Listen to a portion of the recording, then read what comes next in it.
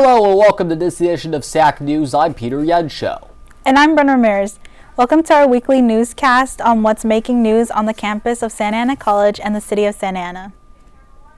Santa Ana College will be hosting its Digital Media Showcase on Monday, May 18th from 6 p.m. to 7:30 p.m. The event is designed to demonstrate all the hard work that the digital media students have worked on each semester. The showcase will take place on the main campus in the Fine and Performing Arts Building, room C104. It's a great chance to check out the best doing work in film, television, animation, and graphic design. The Museum and Cultural Center is hosting Anaheim's Children Festival at Pearson Park. The event takes place on Saturday, May 16th from 11 a.m. to 3 p.m. Families can enjoy art projects, musical performance, a photo booth, and more. The festival is free to attend, and all the activities are free to participate in. Pearson Park is at 400 North Harbor Boulevard in Anaheim. Salvador Quintana was a longtime Santa Ana resident who happened to be a hero. During World War II, Quintana protected the property of his Japanese-American neighbors.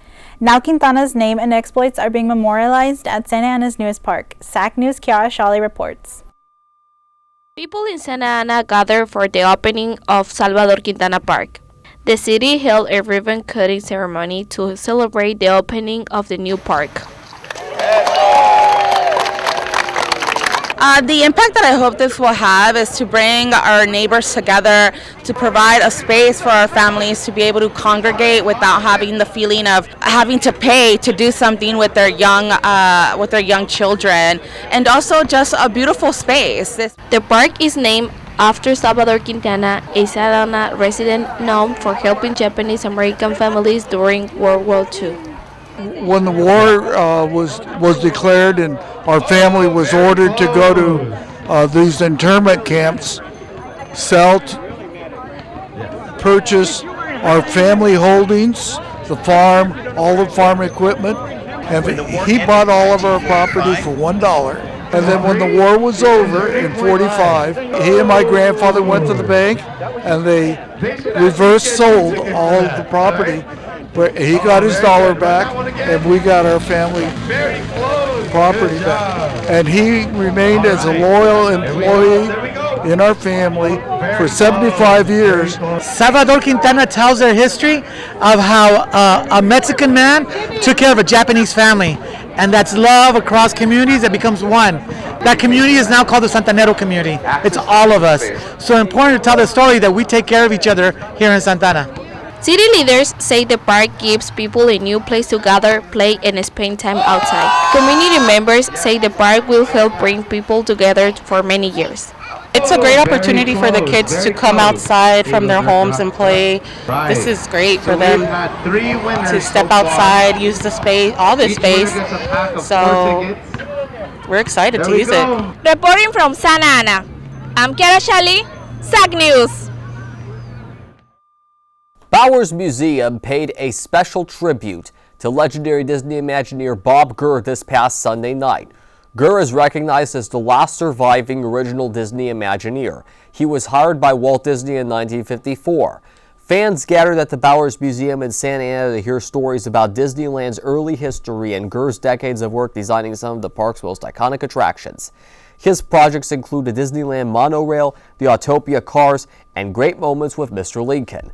Gurr told Disney fans to continue to be interested in learning about Disneyland, Walt Disney, and the creation of Disneyland. The tribute celebrated Gurr's lasting influence on Disney history and theme park design. The Santa Ana Zoo will host Party for the Planet, a special event celebrating Earth Day and Endangered Species Day. The event will take place on Sunday, May 17th from 11 a.m. to 2 p.m. Families can enjoy eco-friendly activities, educational stations, zoo-themed scavenger hunts, and animal encounters. Community organizations will also be there sharing information about conservation and environmental care.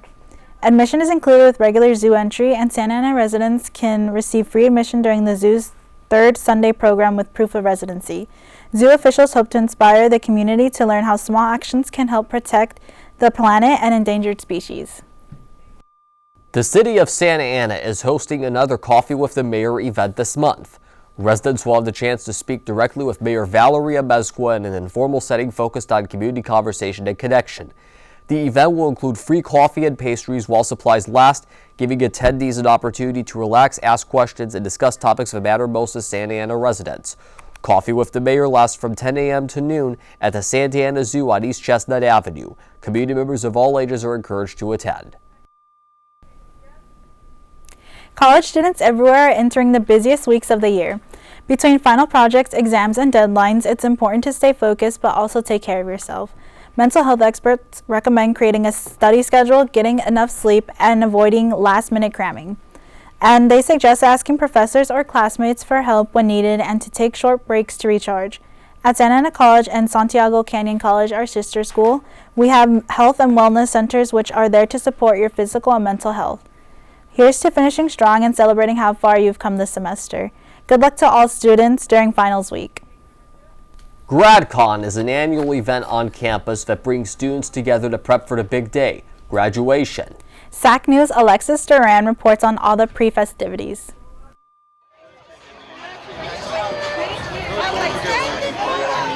Graduation season is here at Santa Ana College, as students are gathered for GradCon to prepare their commencement and to celebrate their accomplishments.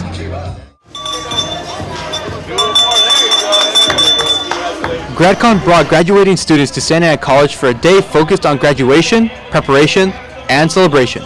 GradCon is about honoring our graduating students on campus and celebrating every milestone and achievements from our students.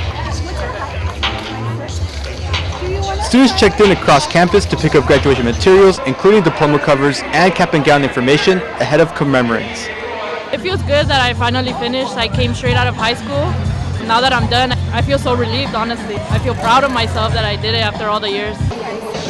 The event also featured food, music, and a 360 booth and activities designed to celebrate graduation students and their accomplishments. Memories that we can create for that 2026 GradCon.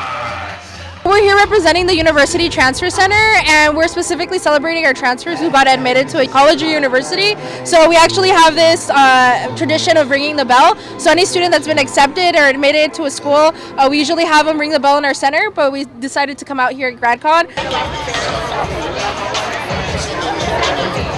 Just stay persistent in what you want to pursue. There'll be obstacles that come up, there'll be paths that deviate, but just keep working and you'll get there.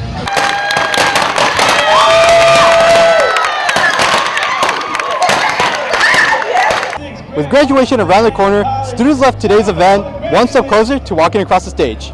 Reporting from Santa Ana College, this has been Alexis Duran, SAC News. When we come back, SAC News' Nicholas Miller reports on all things sports.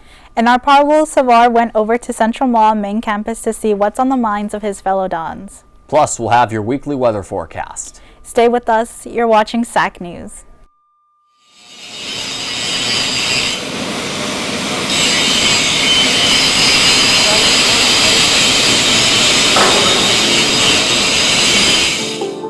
My goal wasn't to have a great program just at Santa Ana College. When I came here, my goal was to have one of the best programs in the country. When you come here, we aren't trying to rush the students through a program. We're actually taking time. We're getting to know the students personally. The first time a student came to me and said, "Hey, I got a career and I can provide for my family now." You know, that's really what gets me excited about teaching, and my passion that drives it is helping people succeed in life. Welcome back, Dons. Sports is up next with anchor Nicholas Miller.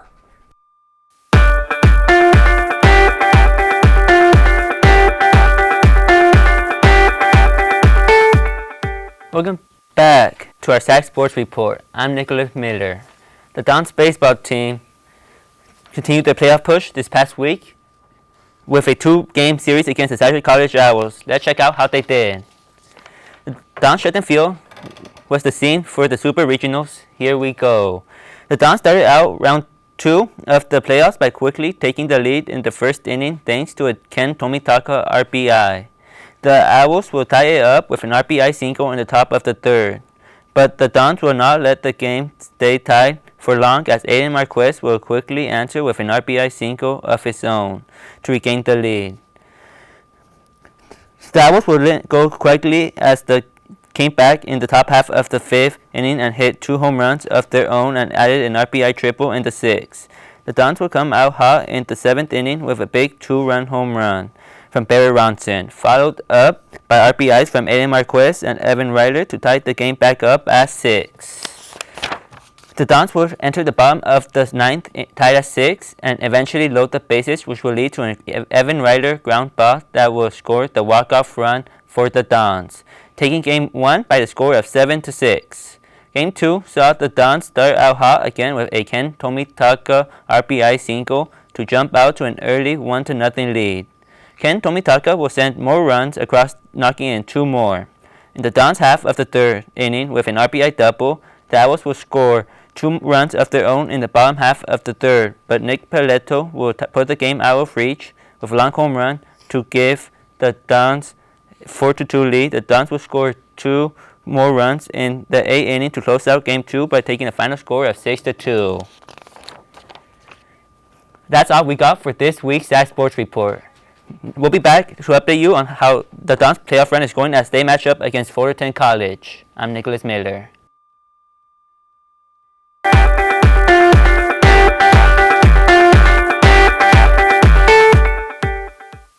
Hello again, Dons. It's time to take a look at the upcoming weather forecast for the week of May 15th through May 21st. It looks like we have a pretty comfortable week ahead, with Friday having a cool high of 73 degrees. Saturday stays cool with a high of 71 degrees. Sunday cools down a little bit with a high of 70 degrees. Monday will bring a high of 71 degrees. On Tuesday, a temperature rises just slightly with a high of 73 degrees. Wednesday sees a small increase with low clouds and a high of 75 degrees. Thursday wraps up the week with mostly sunny skies and a high of 73 degrees. Expect a cooler week of weather before we head back to warmer temperatures. Earlier in our show, we had a story that detailed a range of advice for students going through the stress of the final weeks of their final semester. But how about the stress of the first semester? I know stress all around. Alexis Duran and Pablo Savar went to main campus to seek out their fellow Dons' best advice for those very first few classes. With the semester coming to an end and many of the fellow SAC students leaving campus, a lot of students are also coming in for the fall. Today we're here on campus asking the fellow students of SAC, what classes do you recommend for future freshmen?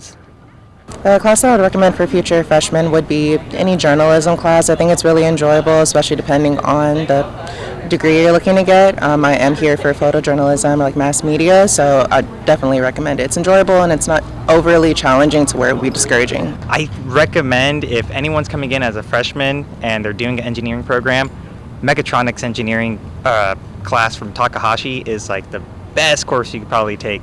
The Engineering 100 class is great too, but the Mechatronics is just a super fun class. You get a lot of fun projects, get to mess around with Arduinos, and if you guys are interested in it, it's not terribly difficult. Don't be intimidated by it. It's a good class to get into. Honestly, I would say the John Hall class is like an amazing class. If you're starting, I don't think you should start with 255. That is what I started with, and they told me I was wrong, I think. First semester is going to be just scripts, pre-production, everything that's necessary to have a plan ready for the movie. And then on the second semester, you're just gonna be on your role, focusing on what you want to do. And then also, if you want to, you can also experiment with different roles that you wouldn't feel comfortable at the beginning with. And that has been Question of the Week, fellow Dons and Doñas. Now, a class I recommend is John Hall's Cinematography 140. Reporting from main campus, Pablo Sovar, SAC News. Students at Santa Ana College connected with health and wellness resources during this year's wellness fair on campus.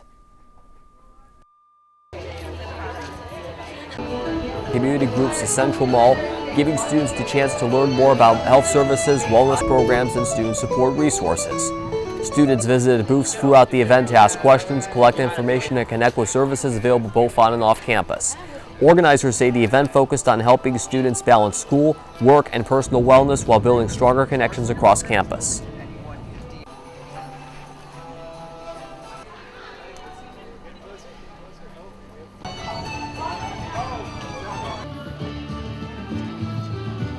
Today is a health and wellness fair that involves almost 60 vendors from as far as Ventura and Pasadena, and many who are our own alumni.